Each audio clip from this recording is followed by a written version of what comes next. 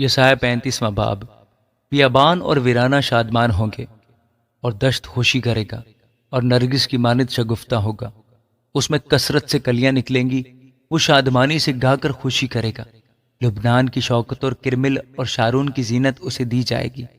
وہ خداوند کا جلال اور ہمارے خدا کی حشمت دیکھیں گے۔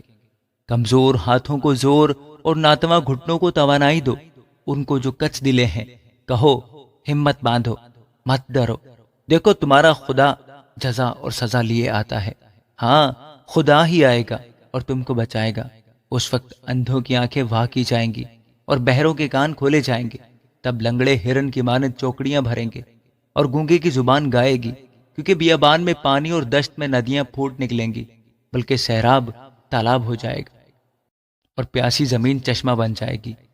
گیدڑوں کی ماندوں میں جہاں وہ پڑے تھے نئے اور نل کا ٹھکانہ ہوگا، اور وہاں ایک شاہراہ اور گزرگاہ ہوگی جو مقدس کہلائے گی، جس سے کوئی ناپاک گزر نہ کرے گا، لیکن یہ مسافروں کے لیے ہوگی۔